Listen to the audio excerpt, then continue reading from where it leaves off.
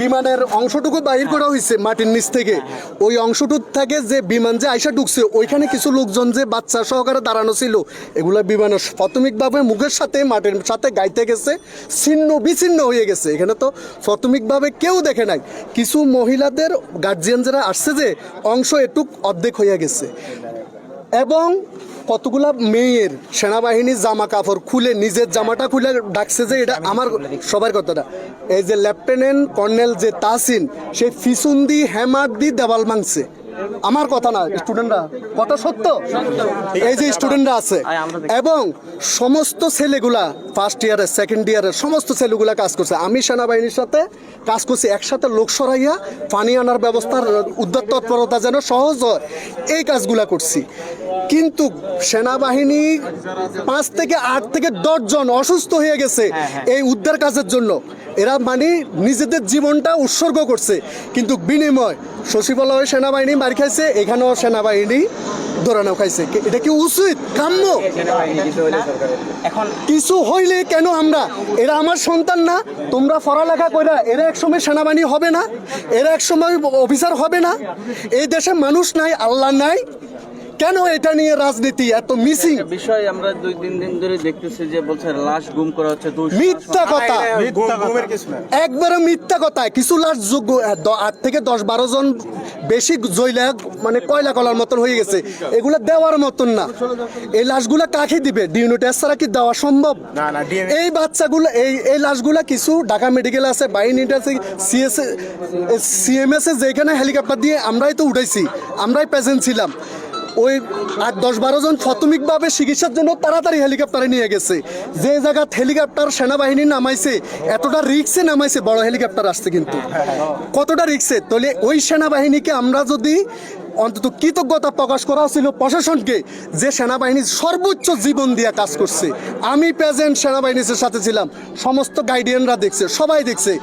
কারণ আমার এক ছেলে এই যে কলেজে এবার পরীক্ষা দিতে আছে মাইলস্টোনে, আমার মেয়ে এখান থেকে বাইর হয়ে গেছে। আমার এক ছেলে 7-এ পড়ে, আমার বাসা ভিতরে। শোনার সাথে সাথে আমরা দৌড়াই আসছি এখানে। কেন বাংলাদেশের মধ্যে আইন প্রশাসনকে সাথে সাথে দোষারোপ করা হয়? ওনারা মানুষ না?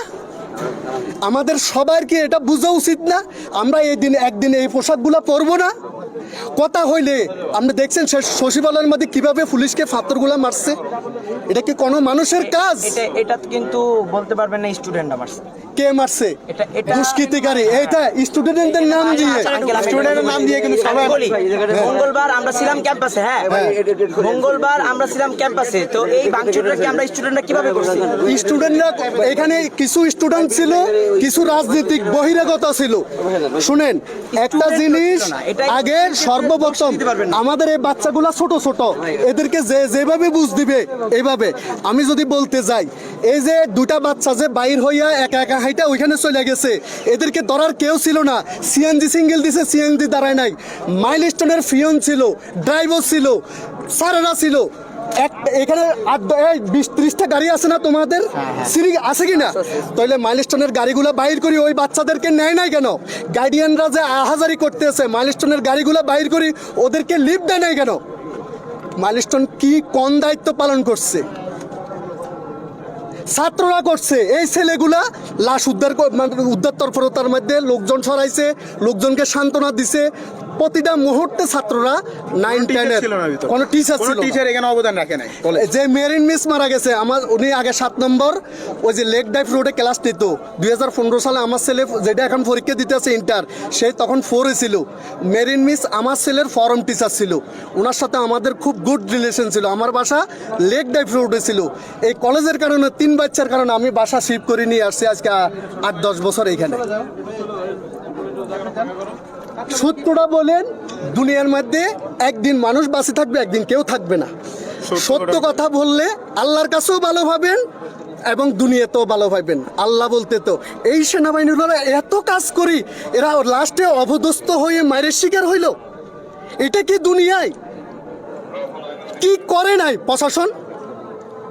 সমস্ত বিমান বাহিনী সাড়ে সাজে ছুটে আসছে। আমাদের রাস্তাগুলো তো জ্যাম, আমাদের রাস্তাগুলো তো জ্যাম। কেউ ভিডিও তারপরে করতেছে, আগুন লাগাচ্ছে। এই বিমান নৌবাহিনীর সাথে সাথে ছুটে আসছে, সবাই আসছে, সেনাপ্রধান কয়েক কিছু বলবে করে সেনাপ্রধান সাথে সাথে আসছে।